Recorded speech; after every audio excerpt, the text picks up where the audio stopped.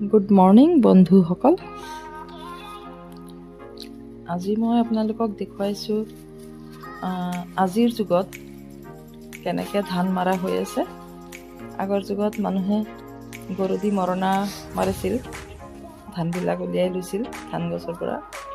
এতিয়া ধান কাটি আনি ডাইৰেক্ট মেচিনটো ঘণ্টা হিচাপে ভাড়া লোৱা হয় আৰু একদম নিমিষতে অলপ সময়ৰ ভিতৰতে ধানখিনি নৰাৰ পৰা ছেপাৰেট কৰি লোৱা হয়। এয়া হৈয়ে গ'ল অলপ সময়ৰ ভিতৰতে, আধা ঘণ্টাৰ সময়ৰ ভিতৰতে আমি চাওঁতে ধান মৰা হৈয়ে গ'ল। আমি আমাৰ স্কুলৰ পৰা এইখিনি দৃশ্য প্ৰত্যক্ষ কৰি আছিলোঁ আমাৰ খিৰিকীয়েদি। আমাৰ জিৰণি সময়ত আমি উপভোগ কৰি আছিলোঁ এই দৃশ্যবিলাক। আজিকালি ধান মৰা প্ৰচেছটো এয়া চাওক, মানুহে ধান মেলি আছে, ধান মৰা হৈ গ'ল। একদম গাঁৱৰ দৃশ্য, মোৰ একদম সৰুকালৰ কথা মনত পৰি গ'ল। পূৰা ৰ'দত মানুহে কেনেকৈ ধান মেলি আছে। ধান শুকাবৰ কাৰণে যে একদম সুন্দৰ বতৰ, পূৰা ৰ'দ দিছে।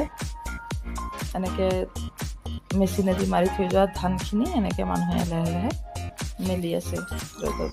এয়া চাওক প্ৰচেছটো, মেচিনত এফালে ধানবিলাক দি আছে, ধান গছবিলাক, ইফালে মেচিনেদি নৰাবিলাক ওলাই আছে আৰু ধানবিলাক আনফালে ছেপাৰেট হৈ আছে। আমি স্কুলৰ পৰা এনেকৈ খিৰিকীয়েদি ধুনীয়াকৈ প্ৰত্যক্ষ কৰিলোঁ আৰু বহুত ভাল লাগিল আমাৰ। আপোনালোকে যদি ভাল পাইছে লাইক, শ্বেয়াৰ, সাবস্ক্ৰাইব কৰিব। ধন্যবাদেৰে।